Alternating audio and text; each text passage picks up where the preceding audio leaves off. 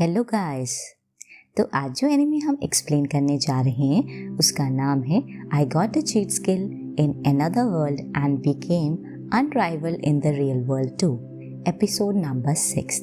Episode 6 के starting में दिखाया जाता है बुक ऑफ सेज को, जो कि एक किताब होती है जिसे युवा थेंजरो पढ़ रहा होता है। वो किताब जो सेज ने लिखी होती है, जिस इंसान का वो घर होता है। उस किताब में लिखा होता है कि मैं सब कुछ कर पाया जिसकी वजह से मैं उस क्षेत्र में पहुंच पाया जहां पर भगवान है और मैं अभी भी जिंदा हूं। मुझे बहुत ही अकेलापन फील होता है और मैं नहीं चाहता कि तुम्हारी ज़िंदगी भी वैसी ही हो जैसी मेरी थी। और साथ में उस किताब में लिखा होता है कि जो रास्ता मैंने चुना, जिसकी वजह से मैं एक इंसानी रूप में मरा। तो वहीं युवा थेंजो पूछता है कि सेज-सान, मैं क्या कर सकता हूँ कि लोग मुझसे डरे ना। तो उस किताब में लिखा होता है कि तुम्हें ह्यूमन रिलेशनशिप को बिल्ड करना पड़ेगा जिन पे तुम विश्वास कर सको, चाहे वो फ्रेंड्स हो, लवर हो, फैमिली हो। उनको ट्रस्ट करो जो तुम्हारे साथ रह सकते हैं। वहीं युवा थेंजो कहता है, मैं उन लोगों में से हूँ जिसके कोई भी दोस्त नहीं थे, लेकिन रिसेंटली मैंने कुछ दोस्त बनाए हैं। तो वहीं वो किताब कहती है कि तुम अपने पेस पे दोस्त बनाओ। और वो किताब लिखती है कि तुम कुछ भी जानना चाहते हो तो एक क्वेश्चन मुझसे पूछ सकते हो। तो वहीं युवा थेंजो पूछता है, वो लिखता है मैजिक। तो वहीं उस किताब में सब कुछ लिखा आ जाता है मैजिक के बारे में। युवा थेंजो शुक्रिया करता है सेज का। उस किताब में लिखा होता है कि मैं तुम्हें अपने मैजिक्स को दे दूंगा, रादर देन वो ऐसे ही डिस्ट्रॉय हो जाएंगे। ये बेटर होगा कि तुम उन्हें यूज़ कर लो। दिखाया जाता है सारे की सारी मैजिक की पावर युवा थेंजो में आ जाती है। सेज-सान कहता है कि काश तुम्हारी लाइफ बहुत ही हैप्पीनेस और अच्छे फॉर्च्यून से भरी हो। तो वहीं युवा थेंजो शुक्रिया करता है और युवा कहता है कि आपको भी पीस मिले। दिखाया जाता है युवा उस किताब को पढ़ता है कि बिना मैजिकल एनर्जी के वो मैजिक को यूज़ नहीं कर सकता। वो कोशिश करता है मैजिकल एनर्जी को सेंस करने की। उसको अचानक ही कुछ फील होता है और वो कहता है ज़रूर कोई मैजिकल पाथवे है जो सेज ने मेरे तक पास कर दिया है। नाइट, क्या तुम भी सेंस कर सकते हो इस चीज़ को? वो आगे किताब में पढ़ता है जिसमें लिखा होता है कि जैसे ही तुम कंफर्म कर लोगे अपना मैजिकल पाथवे, उसके बाद सब चीज़ें सिंपल हैं। सारे के सारी मैजिकल एनर्जी को अपने हाथ के पाम में ले आओ और इमेजिन करो कि किस तरह का मैजिक तुम करना चाहते हो। और साथ ही उस किताब में लिखा होता है कि अगर तुम अपने मैजिक को नाम दे दोगे तो ये ईजियर होगा कि जब भी टाइम आएगा तुम उसको एकदम से यूज़ कर सकते हो। और दिखाया जाता है युवा थेंजो अपने डॉगी नाइट के साथ गार्डन में जाता है और उसे कहता है, चलो नाइट, ट्राई करके देखते हैं। वो कहता है, इमेजिन करते हैं मैजिक का नाम जो है वो वाटर बॉल है। और अचानक ही थेंजो के हाथ से वाटर बॉल निकल जाती है और कहता है, आखिर मैंने कर ही दिया। और दिखाया जाता है नाइट भी कर पाता है। वो नाइट को कहता है, नाइस वर्क, तुमने बहुत अच्छा काम किया। अब वो कहता है, इमेजिन करते हैं कि वाटर बॉल को हम उस ट्री के ऊपर शूट करेंगे। और अचानक ही वाटर बॉल जाती है, धमाके से उस ट्री में छेद कर देती है। युवा थेंजो हैरान हो जाता है।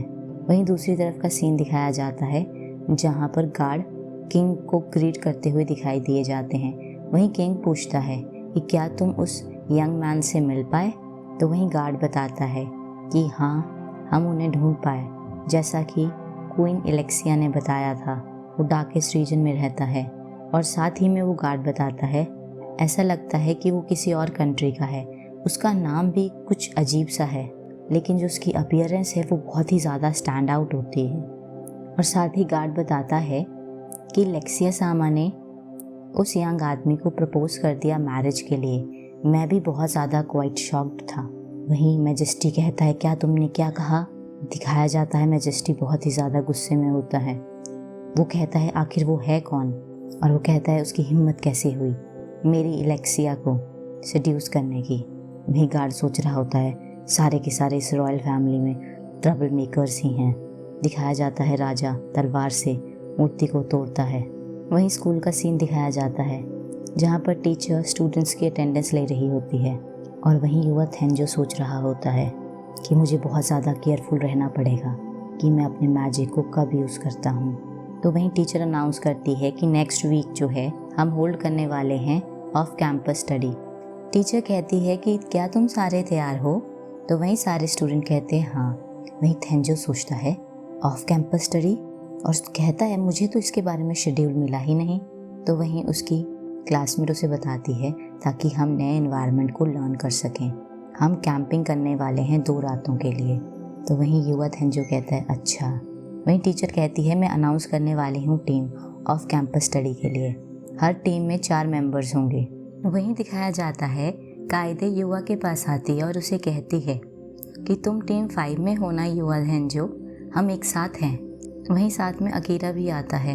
वो भी कहता है मुझे बहुत खुशी हुई कि मैं तुम्हारी टीम में हूँ।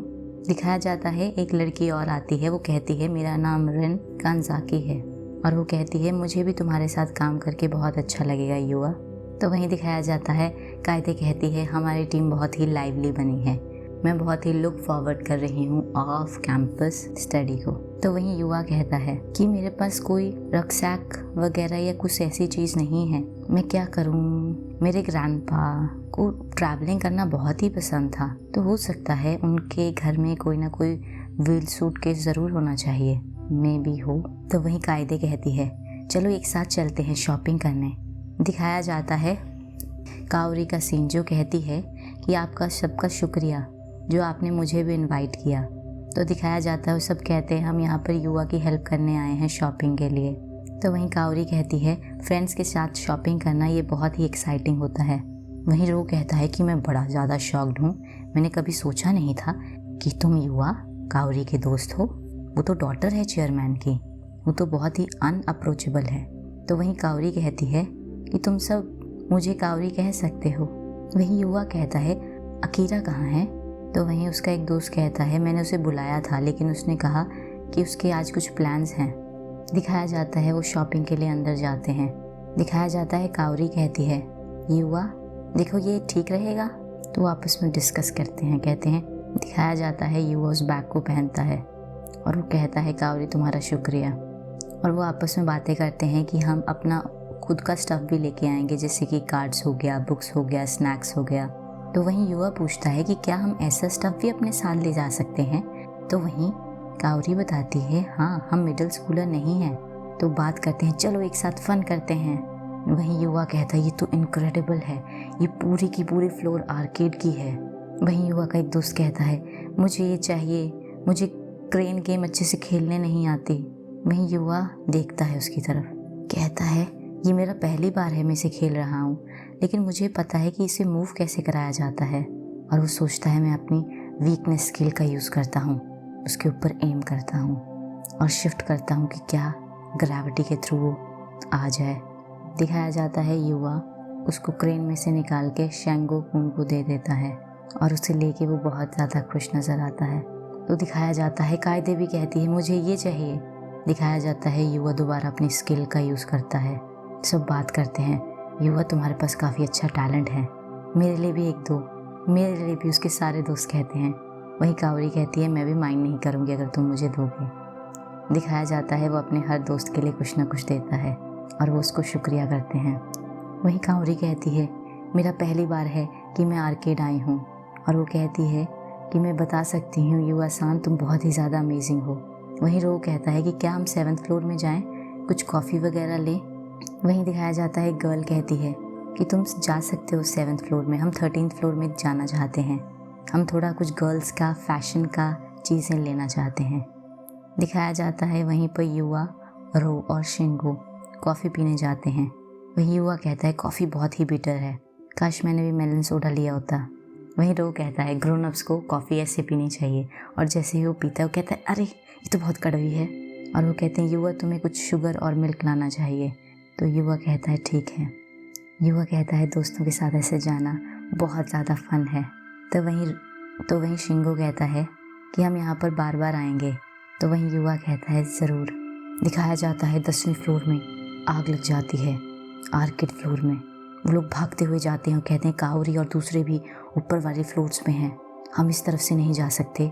दिखाया जाता है दूसरा रास्ता, वो वहाँ से जाने की कोशिश करते हैं। युवा भागते हुए जाता है। वहीं युवा गार्ड से पूछता है कि क्या 3 लड़की यहाँ से नीचे आ गई हैं। वहीं गार्ड कहता है वो तुम हम पे छोड़ दो, तुम जाओ। तो वहीं युवा कहता है हमारे फ्रेंड्स 13th फ्लोर में हैं। दिखाया जाता है रो फ़ोन करता है और वो पूछता है कायदे से क्या तुम अभी भी ऊपर ही हो। रो बताता है युवा वो अभी भी ऊपर ही हैं। वहीं गार्ड अपने वॉकी टॉकी से बताता है कि अभी भी कुछ लोग ऊपर हैं। दिखाया जाता है युवा भागते हुए ऊपर चला जाता है उन्हें बचाने के लिए और वो उन्हें कहता है कि रो और शिंक को तुम पहले जा सकते हो। गार्ड उनको कहता है जाने के लिए। वहीं युवा सोच रहा होता है उनके चेहरों पर जो स्माइल थी, मुझे उन्हें बचाना ही पड़ेगा। भागते हुए जाता है। दिखाया जाता है हर जगह आग लग गई होती है, स्प्रिंकलर भी कुछ काम नहीं कर रहे होते हैं। तो वहीं युवा कहता है ये टाइम है मैजिक यूज़ करने का, इमेजिन करो। वो इमेजिन करता है। वो कहता है अरे ये काम आ गया। उसके पूरे शरीर के बाहर पानी होता है और वो भागते हुए जाता है उन्हें बचाने के लिए। दिखाया जाता है वो लड़कियां वहाँ पर बेहोश होती हैं। युवा भागते हुए आता है, कहता है कायदे, रेन, काउरी। अचानक ही काउरी अपनी आंखें खोलती है। वो कहती है युवा सान, और वो दोबारा अपनी आंखें बंद कर लेती है और वो गिर जाती है। दिखाया जाता है युवा उससे पकड़ लेता है। वो कहता है ये तीनों ही हैं या कोई और भी है। वो अपनी स्किल्स का यूज़ करता है और देखता है कि सारे के सारे इस बिल्डिंग से जा चुके हैं, सिर्फ ये 3 ही बचे हैं। वो तीनों को उठाता है और वो कहता है मुझे हरी अप करना पड़ेगा, जल्दी जाना पड़ेगा। दिखाया जाता है वहाँ पर ब्लास्ट हो जाता है। युवा अपने मैजिक का यूज़ कर रहा होता है और वो सोचता है कि क्या मैं इन तीनों को एक साथ ले जा पाऊँगा। दिखाया जाता है युवा भागते हुए बाहर आने की कोशिश करता है। उसे डेड एंड मिलता है। उसे समझ नहीं आ रहा होता है कहाँ से जाऊँ। अचानक ही कावरी का टॉय गिर जाता है नीचे। युवा कहता है एक ही तरीका है। वहीं बाहर का सीन दिखाया जाता है जहाँ पर बिल्डिंग में आग लगी होती है, उसे बुझा रहे होते हैं। पुलिस भी आ गई होती है। दिखाया जाता है अचानक ही युवा ऊपर से नीचे तक बिल्डिंग तो को फाड़ता हुआ नीचे निकल जाता है। सारे के सारे नीचे से देख रहे होते हैं। अचानक ही एक धमाका होता है। दिखाया जाता है युवा उन सबको लेके नीचे आ जाता है और वो उनसे पूछते हैं क्या कि तुम ठीक हो। युवा कौन? वहीं युवा कहता है हम सब फाइन हैं। तो वहीं उसके दोस्त कहते हैं तुम क्रेजी थिंग्स करना बंद कर दो, हम सब डर गए थे। तो वहीं युवा कहता है तुम ठीक कह रहे हो, मैं थोड़ा क्रेजी ही हूँ, मैं माफ़ी मांगता हूँ। वो कहते हैं सारे बच गए तो फाइन ही है। वहीं दिखाया जाता है युवा जो होता है वो फायर फाइटर से माफ़ी मांगता है जो कि उससे गुस्सा हो गए होते हैं। दिखाया जाता है कावरी के पापा भी युवा को शुक्रिया करते हैं उनकी बेटी को बचाने के लिए। दिखाया जाता है युवा उस डॉल को भी ले आता है और वो कावरी को देता है वापस। सारे के सारे बच जाते हैं। युवा घर की तरफ वापस आ रहा होता है और वो सोचता है कि फैमिली इस तरह की होती है। उसे वो सीन याद आता है जब कावरी के पापा ने कावरी को पकड़ रखा होता है। तो सोचता है इस तरह से फैमिली को एक्ट करना चाहिए और वो कहता है मेरे पास ऐसा कोई नहीं है। दिखाया जाता है वो अपने घर में एंट्री करता है और कहता है मैं घर पहुंच गया। एकदम नाइट आ जाता है। वहीं युवा कहता है तुम मेरे लिए वेट कर रहे थे, तुम्हारा शुक्रिया। तो वहीं दिखाया जाता है युवा उसे कहता है चलो डिनर करते हैं। वहीं दूसरी तरफ का सीन दिखाया जाता है जंगल का, जहाँ पर एक लड़की का सीन दिखाया जाता है जो एक रैबिट को पकड़ने की कोशिश कर रही होती है। वहीं वो रैबिट पूछता है तुम कौन हो, तुम मुझे अटैक क्यों कर रही हो। और वो कहता है जो टेक्निक तुम यूज़ कर रही हो वो तो डिवाइन आर्चर की हैं। तो वहीं वो लड़की कहती है मैं तुम्हें एक इनविटेशन देने आई हूँ। वो कहती है मैं इस दुनिया की हर चीज़ को डिस्ट्रॉय कर दूँगी, ये दुनिया बच नहीं सकती, क्या तुम मेरा साथ दोगे इस दुनिया को ख़त्म करने के लिए। तो वहीं वो रैबिट कहता है क्या। दिखाया जाता है वो लड़की कहती है मैं वापस आऊँगी और वहाँ से गायब हो जाती है। वहीं वो रैबिट सोचता है एक लड़की जिसके पास पावर है डिवाइन आर्चर की और वो इस दुनिया को ख़त्म करना चाहती है, मुझे उसको रोकना होगा कुछ भी करके और मुझे अपनी टेक्निक को आगे पास करना होगा डायटी ऑफ किक्स को। इसी के साथ एपिसोड 6 की समाप्ति होती है।